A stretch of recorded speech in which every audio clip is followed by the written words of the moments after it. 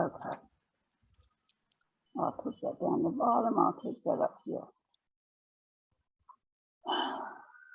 Well, as Barbara and I were talking about, we've been through the Master Naturalist training, which really is the launch pad. It is not an end in itself. It is the launch pad for a life of an active environmentalist. And you can express that a lot of different ways. I like to tell stories.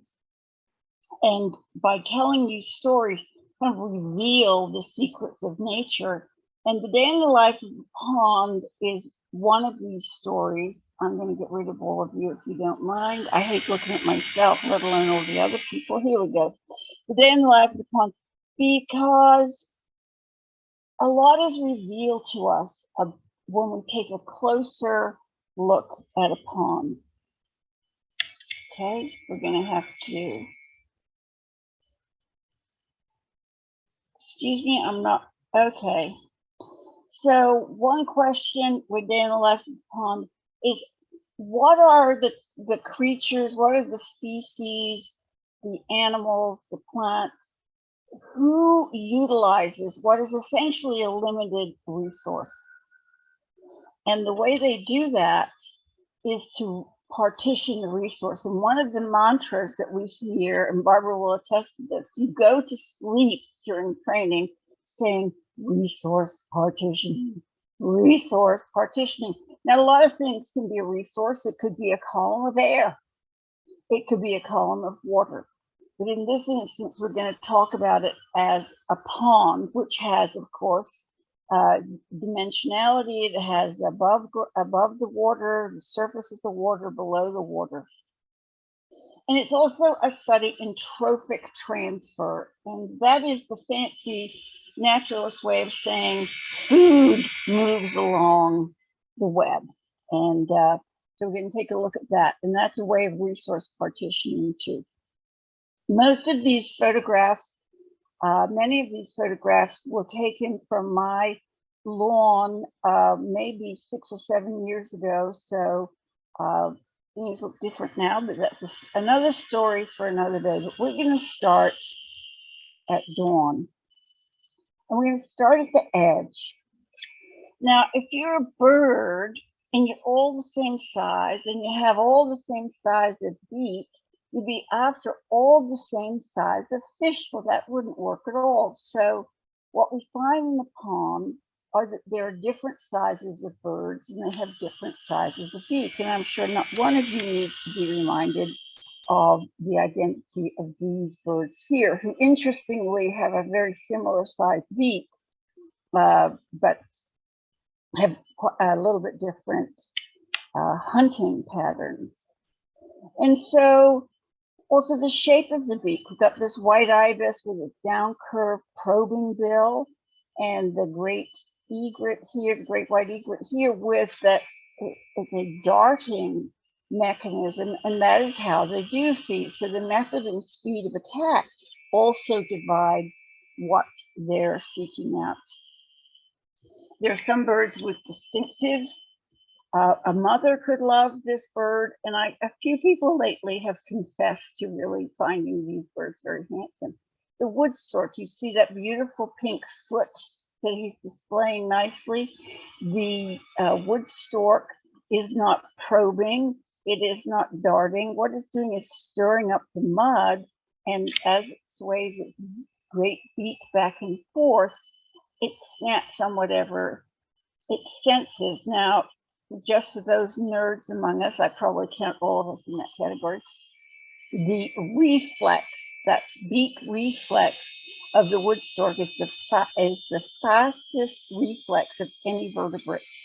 Trying to catch them mid-snap is, I know that we have a few photographers on board, so maybe there have been some.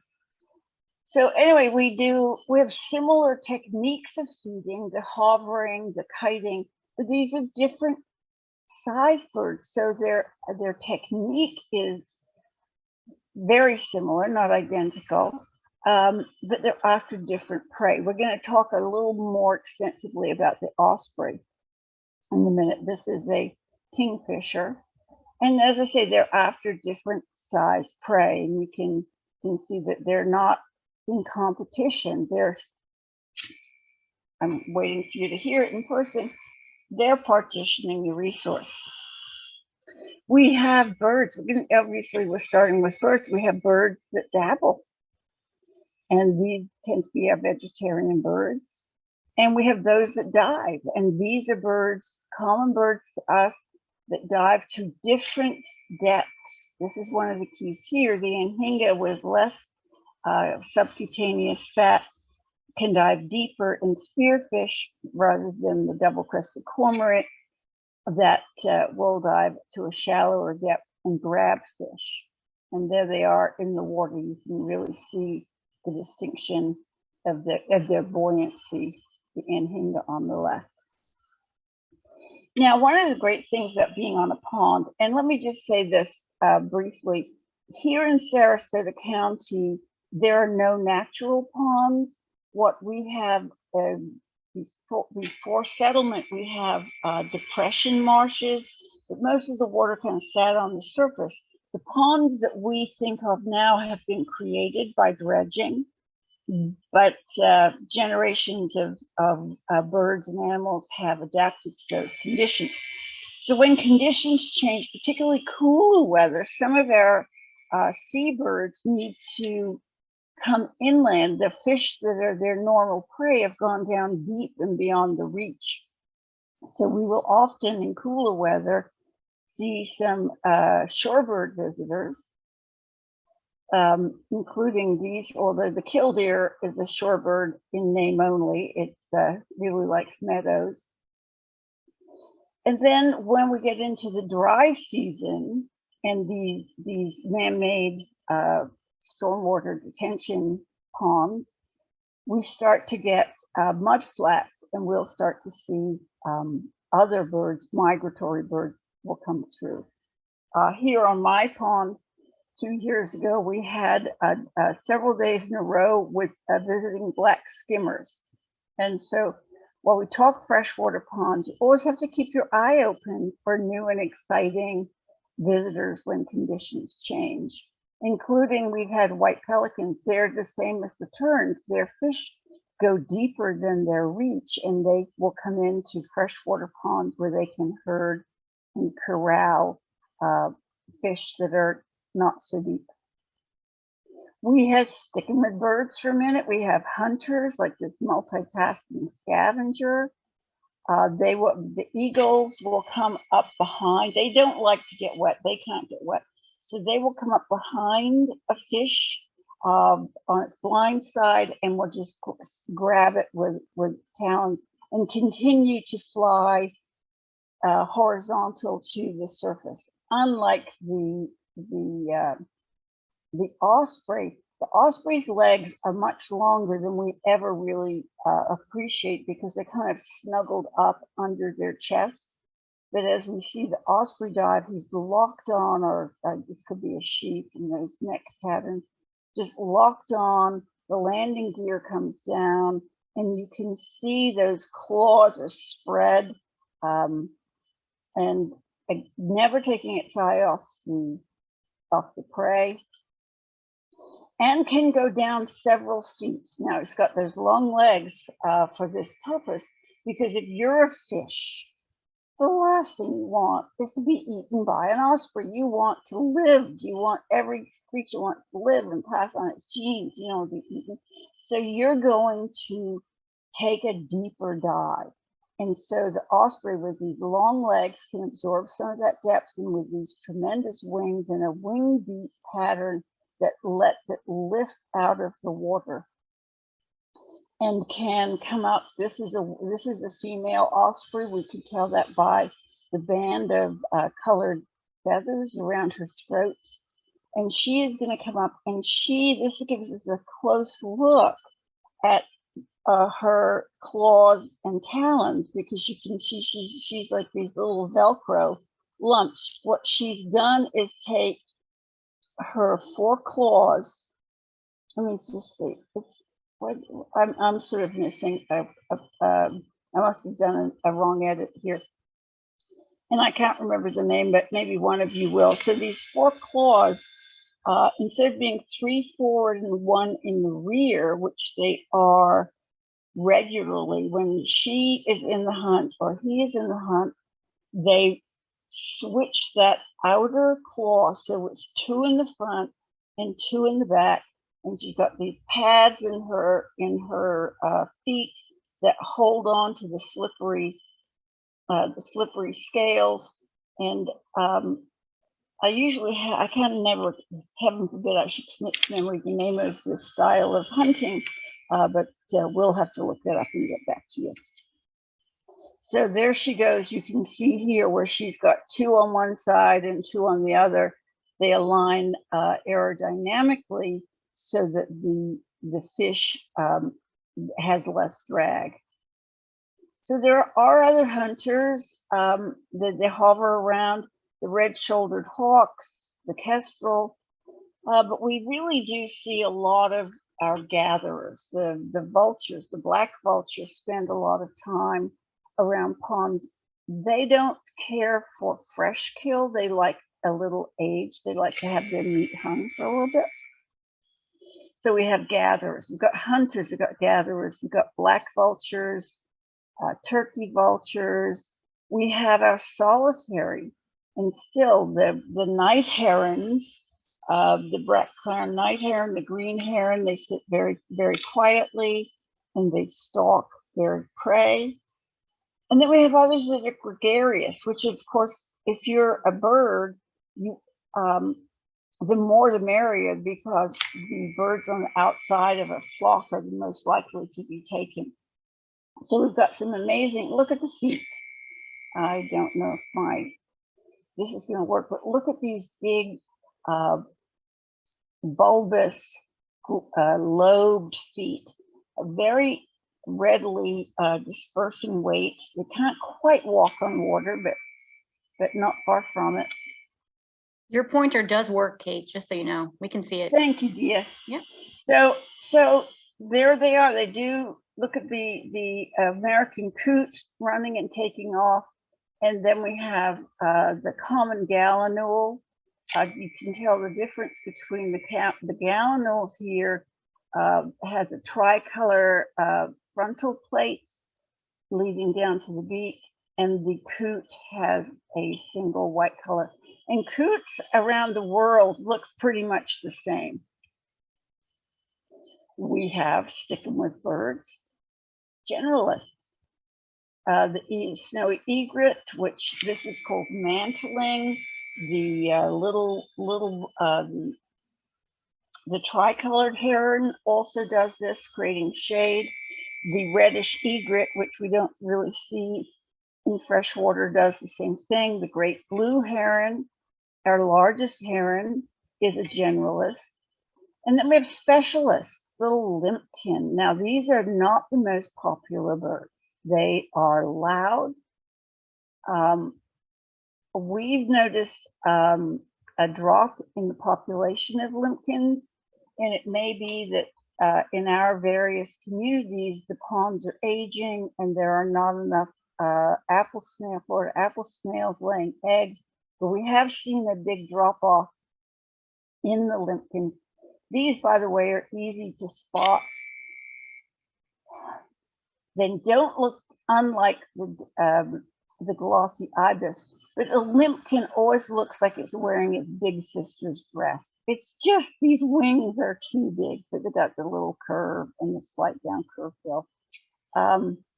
My understanding is when you hear them calling, which is very annoying at night, if you listen closely, you will hear a responding call. Now, limpkins don't have cell phones, and so when they're out at night hunting, they're keeping in constant contact with their mate.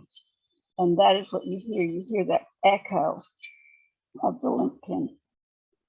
And we have birds that do nest on the ponds. They're fewer than you'd imagine. The red-winged blackbird likes to nest in either cattails or reeds. The cranes, the sandhill cranes, and the gallinules take old vegetation. So members of communities, homeowners associations just really want to get rid of all the dead. It takes sort of somewhere between 6 to 12 months for decaying rushes, to decay. But in the meantime, they serve a function. So if you're a member of an HOA, just don't let them take out the dead vegetation. And then, of course, with our feeders, sometimes their eyes are too big for the belly.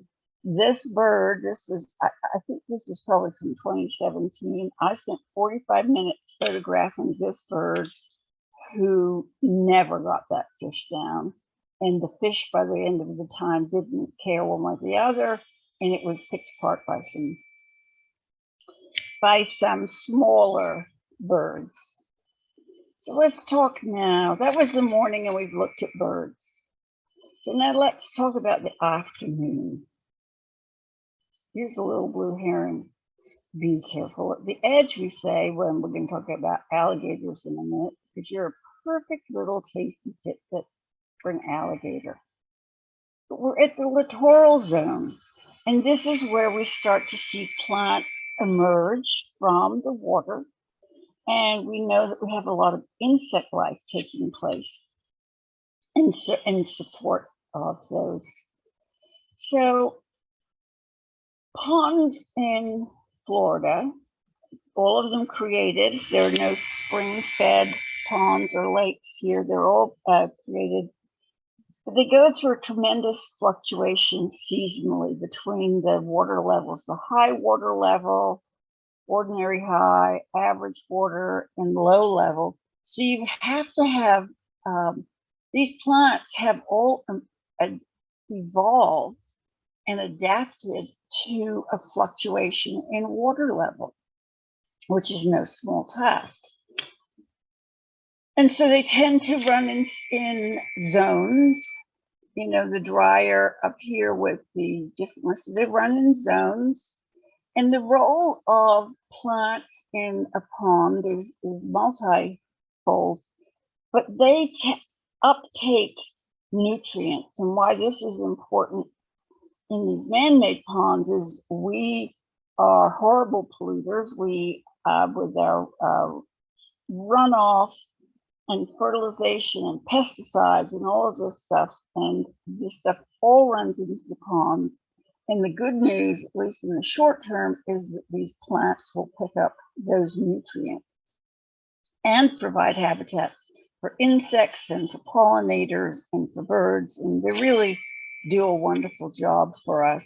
And these are the things they do. You can read this. But they very much stabilize the pond. The problem with it, and I don't think I get into it, it's another whole story of its own, is that over time, these plants age and die and decay, and a thick layer of muck will form in the ponds that periodically needs to be cleared out. But until that time, it takes about 30 years, until that time, these are providing a wonderful habitat for wildlife, including birds and insects, and taking up those nutrients. So having a healthy plant community in a pond is a very good thing. So the insects they support, particularly at the edges of the pond, the odonata, the toothed ones. And I always remind people, when you say your prayers at night, you thank God that at this stage of life, we have only tiny little dragonflies. Here's a pop quiz, which kind of gives it away, but which animal has the highest, which predatory animal has the highest success rate in the animal kingdom? Well, shouldn't surprise you. The answer is dragonflies. They are able, with their not very bright big brains, but their massive eyes, are able to triangulate the route of their prey, and they don't chase the prey. They are there to meet the prey and catch it. Caught that on on camera a couple of times. They are astonishing. Many millions ago, about 430 million years ago, actually, dragonflies were massive. They were huge. They were like 24-inch wingspan. When birds, the avian dinosaurs, achieved flight, they became prey for the birds. And so the dragonflies selected for size to be smaller and more able to evade predation by the birds, and it happened very quickly. So going back into, we've got the arrowhead, the giant bulrush. These are the examples of what we have. Spatterdock has, it is the water plant that you think, it must have bloomed yesterday. No, that's the full bloom right there. And we have alligator flags, so named because it tends to be out a little deeper, has very high inflorescence, the flowers. And so named because if it starts moving, you know you got alligators present. Now, alligators are obviously potentially dangerous and need to be treated with utmost respect and regard. But they are two things. They're an apex predator. We know this. People have a tendency to, you can just be very subjective and say, I feel threatened, so please come and take that alligator away. Now, the truth is alligators, they're cold-blooded. They eat in warm weather only once every 2 weeks on average. They don't need, they get all their energy from these osteoderms down their back. Their massive jaws are good for clamping down, but nothing else. And after, they can't chew their food. So what they have to do is rip or grab and swallow. Well, they don't actually have a very large throat either, because they have this flap here that as they get, that gets a little closed, that comes down, they have a very little access to their esophagus.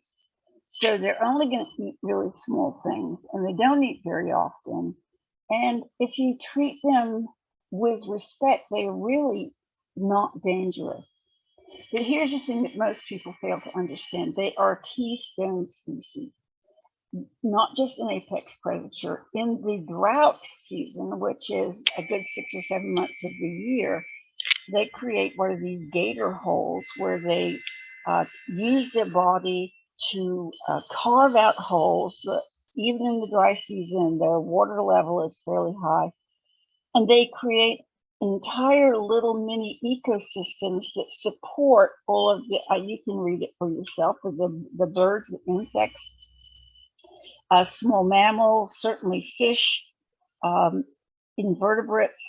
So the American alligator provides the environment for all these other species to survive the dry season. And the other thing too is that if you take out an alligator, like you just say, okay, we'll take this guy out.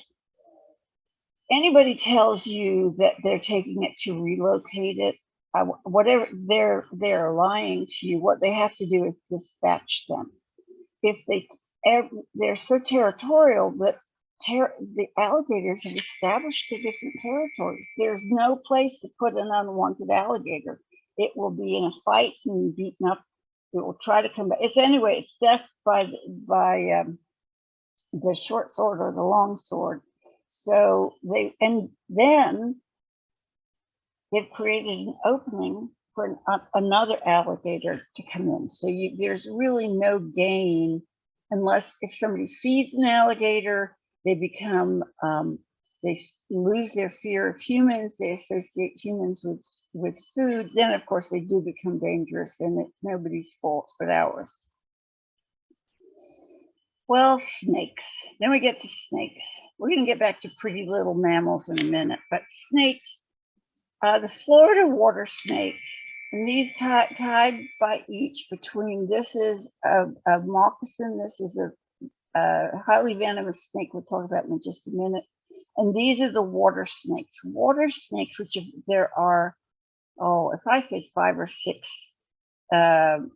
species or subspecies, I'd be close enough. And what they all have, they look like their jaws have been sewn together. They are not venomous, but they are very nasty. They're very aggressive and they will inflict damage on you. The Cottonmouth Moccasin is a nasty, also another nasty. It is venomous. It's very hard to identify. This is a young snake over here with very distinct markings. And you can see this is an older snake with no markings at all. So this is a pit viper, but you really don't want to look that closely. This is the big giveaway. Just don't get between a snake and the water is the best advice. But mostly snakes, what do they want to do with us? Absolutely nothing. They will respond if they feel threatened. So if you give them plenty of room, you should be fine. We also have, we don't really have this one here. This is northern Florida, but it's so handsome I couldn't resist putting it in. And we have the Florida soft shell. There is a trick, you see these crossing the road. If you pick the shell, if you pick it up around about right here on either side, neither of its feet can scratch you, and its neck is not long enough to reach back to you. This looks like it's thin. Or you could just let it cross the road. But if you're feeling like a good Samaritan, that is where to grab them. And they're heavier. I tell you from experience, they are heavier than they look. The Red-Bellied Cooter, very common. The Peninsula Cooter, also very common. And then this is the red-eared slider. This is one of the most invasive species worldwide. But we have all of these in our ponds. But all right, says, who is this bird? Can anybody guess who this bird is? I could narrow it down for you. That's right. I hear Tom Littoral say, well, of course it's a tricolored heron. Because let's get cooking. It's time to eat. So now we're going to take a close look at the Trophic Web. Where does it all begin? It begins with the sun. It all begins with the energy from the sun, the light from the sun, and the simplest organisms of all are our single-celled algae. They're full of chloroplasts. The chloroplasts, I recently learned, goes through 150 discrete chemical reactions to turn energy into matter, which strikes me as quite a miracle. But so now we have matter. We have something. We have this energy, and from now on, energy and matter are synonymous because we need to eat matter to get energy. They are synonymous. That's what the whole tropism Greek refers to, variously translated as matter and energy. So now this is the key component to it all. This is the foundation. We now have matter. And we have algae, cyanobacteria. We go from single cell. We have these nice little rod shapes. We have all of these happening.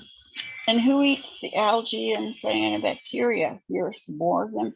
Where I live, we did a bio blitz where we identified almost all of these. You do need a microscope, but most of these. Well, the zooplankton. So the difference now is that we've got multicellular and we have gullets. We have digestive tracts. So they're going to basically eat each other. The larger ones will eat the smaller ones, but the basis of it is the phytoplankton. And then who's eating the zooplankton? Well, that could be the fish, the tadpoles, so that energy transfer is being more and more concentrated up as we go through up the animal kingdom. Another thing that's happened in the water is now this is more resource partitioning. You have a column of water is a resource. A column of air can be a resource. In another story, another time, we'll talk about where butterflies exist. But within the column of water, we have some animals on the very top. They're floating around. They've got whatever that tension in the water. Some animals live in the middle and some live on the bottom. So they're not competing with each other. But even within that, and this is, I've tried hard to make this as simple as possible, but say you're a top feeder. You could be a giant water bug, or you could be a whirligig beetle. Now you're both at the top, but you're not after the same resource.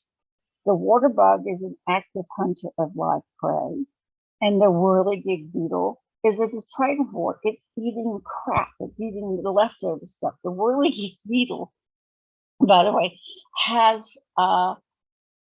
each eye is bisected, so it hovers exactly at the water level with half of its eye focused above the water and half of its eye focused below the water. And down at the bottom feeders, the same thing. We've got the predaceous diving beetle. They actually use the whole column.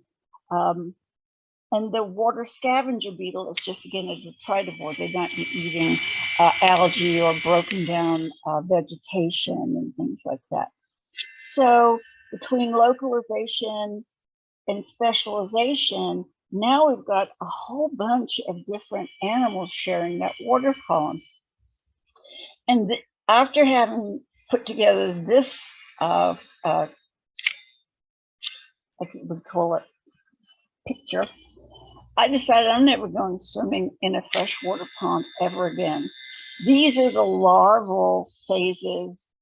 We look at this crawling water beetle. Look at this guy, this mosquito, the net-winged midge. But my particular favorite is the caddisfly. And this is, you can see that he's picked up tiny little bits of gravel, little pieces of soil to disguise himself, which I think, given the size of this creature, the size of its brain, that they've worked out this survival mechanism is pretty miraculous. So the most, this is, I don't know, I wasn't able to figure this out from this picture, but this is Dragonfly Larva, who use the same technique. They don't chase prey, they meet their prey. So even in the larval form, they have that same technique. Now these are an animal that has an incomplete metamorphosis. They go through, they're an egg, the larva goes through various instars, and then the adult dragonfly will emerge. They'll split the shell, and the adult, they don't go through the chrysalis phase.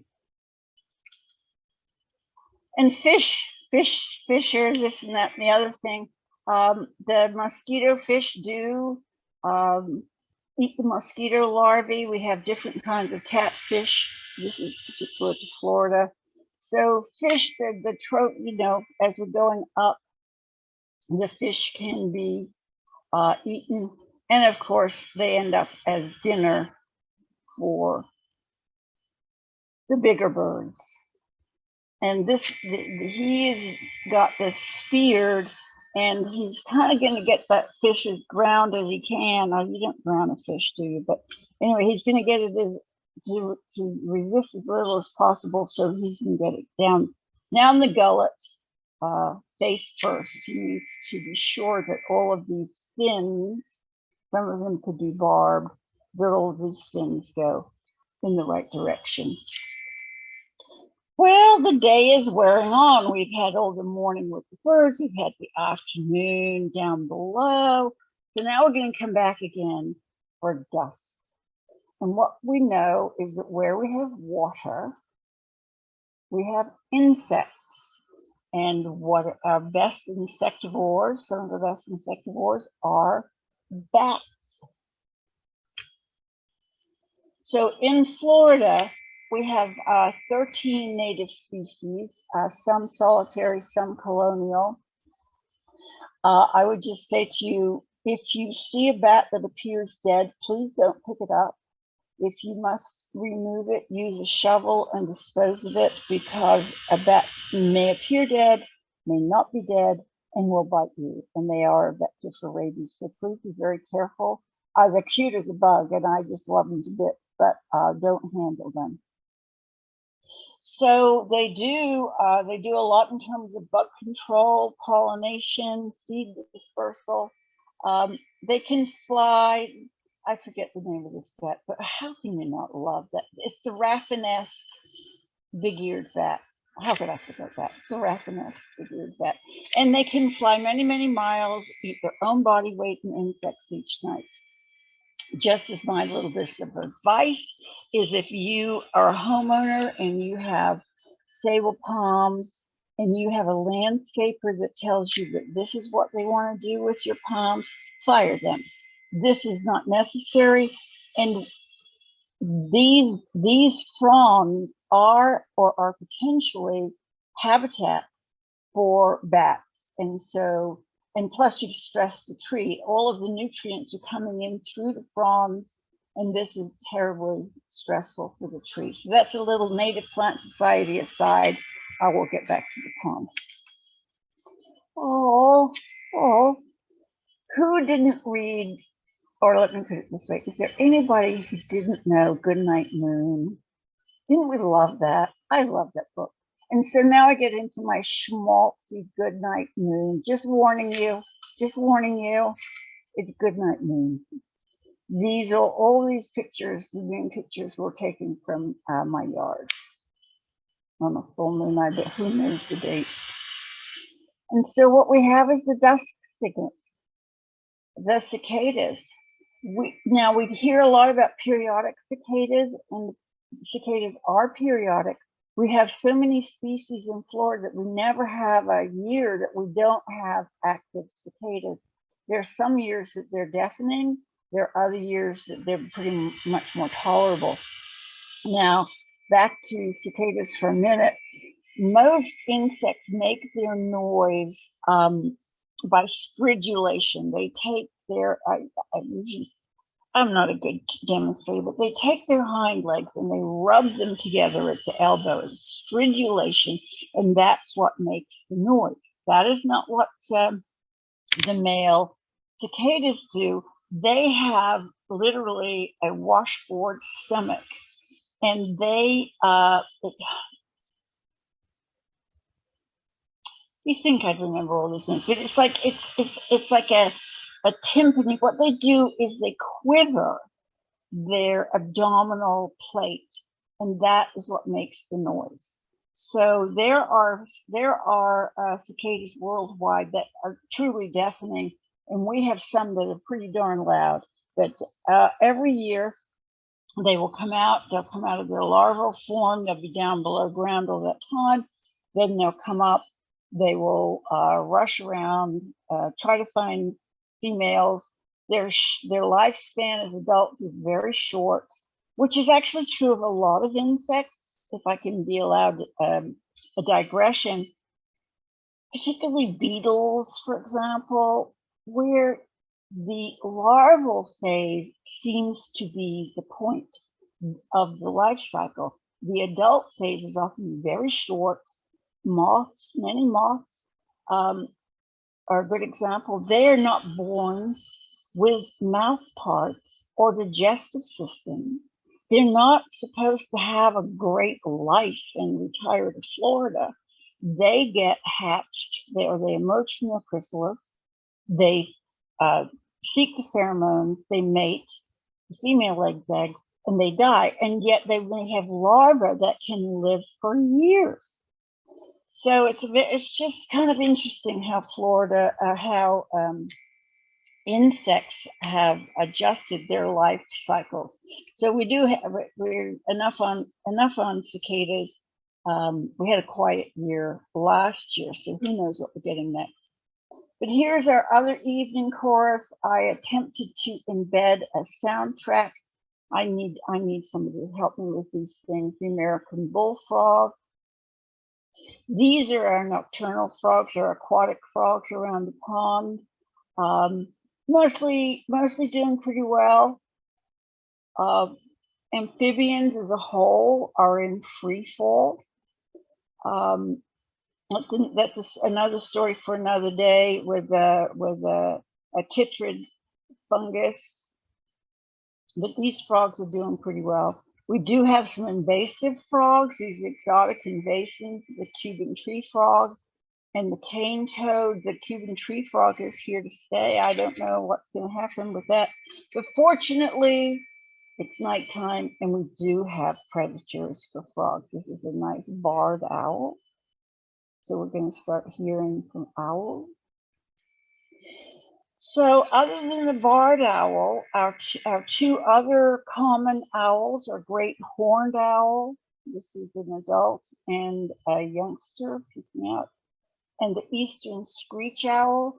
They move around a little bit. Where I live in Venice, we usually have all three, but not reliably. Most years we do have all three. And then we have our nocturnal animals. And this is where good night moons. So we have a little bobcat up here saying good night, little rabbit. Is that a rabbit? Squirrel. It's a former animal, whatever it is.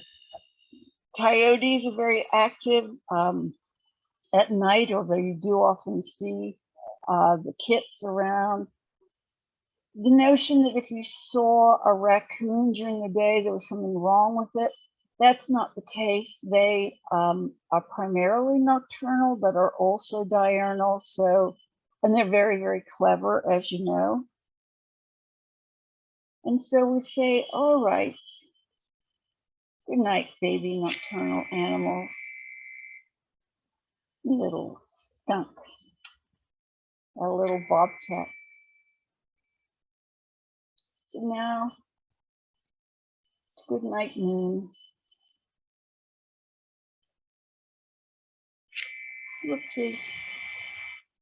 Good night, pond. Any questions?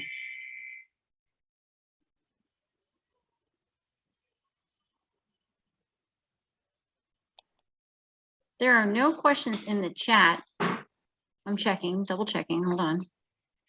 I must say that the photography in this presentation was absolutely beautiful. Oh, cool. I mean, wow. That was just wonderful. And to just sit and think about a pond that's probably behind some of our houses that are in this presentation right now, that's what's going on in that pond all day and all night. Exactly. That's why I love this System in story. itself. It's a wonderful thing. And it's so important to treat them as wildlife habitat. And unfortunately, the fact of the matter is that a lot of places don't treat them as wildlife habitat. But this is solid proof that dig a hole, let the water fill up, and wildlife will come. Bugs, Yes. birds, Yes, mammals. and so, but they can, if they're mismanaged, become a hyper-eutrophic, where basically they, and that is the case of our 27 ponds here, where poor management, and you know, people say to me, I've had a dollop every time somebody said to me, where are all the birds? And I say, well, when was the last time you put down pesticides? Mm-hmm. You can't have it both ways. No, you're absolutely right. Kill the insects and then expect the birds to thrive, or anyway. So yeah, so that was, I remember being out there in that full moon and the ripples on the water. And Yeah, the fact of the matter is that, you know, dig it and they will come, but spray it and they will leave. I mean, that's right. really, it's just that simple. Whether you live on a pond or you live along a waterway, we have so many man-made waterways here as well. I will just say really quick for anybody who lives in Northport, there's a pond next to the Goodwill up on 41 that's beautiful and is generally left alone to just be its pond self. And there's an abundance of birds. There are turtles. There's an alligator in there. So if you're ever up that way and you're driving by the Goodwill, just pull in and take a look. You could literally just sit there and eat a sandwich and watch what's going on. It's a really good example of a healthy pond in the middle of a city. For whatever reason, I'm not sure why, it's basically left to its own thing. Well, it must have been part of the remediation. If they had filled in some wetlands, then oh yes, I never thought about that, but I bet you're right. That is the reason why. Well, there are no natural ponds. No, it's definitely been dug, but a lot of times they get sprayed and cut, and this one just is left alone. So I bet you're right. It's a remediation area. So yeah, that's my tip for anybody who's thinking, oh, I don't have a pond around me. Where can I go? If you're in Northport, check that one out. Hold on, let me just double check. I see some things in the chat. I think it was just people saying thank you. Excellent presentation, Kate. I live near a pond in upstate New York. I love how you took us through a day in the life. Very interesting. I'm not from the area, so much of this is new to me. Thank you for the presentation. Thank you for the fantastic photography. This was really cool. Somebody did ask what type of camera. Oh, nothing to brag about. A lot of the photography is in the eye too, you know, you got to have a good eye, and you do. Yep. Well, not all of the photographs were mine, but most of them. Yes. Yeah. I mean, I didn't have the pictures of the fish, and I will, that diving osprey, that was public domain. Okay. But if there's any, like, you know, for next year, I can keep Barbara informed. I'm putting the finishing touches to, well, let me just put it this way. I was invited by Venice Area Audubon to create a program about the insect apocalypse, which we know is going on. Yes. And so I started to do that program, and I realized that it didn't make a lot of sense without explaining first why we should even care.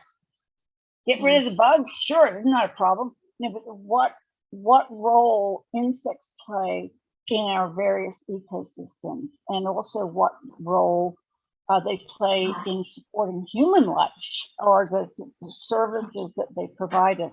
And so I did let Audubon know that I would make two programs. One would be what amazing, you know, insects rule the world, basically. And so that program is very close to completion.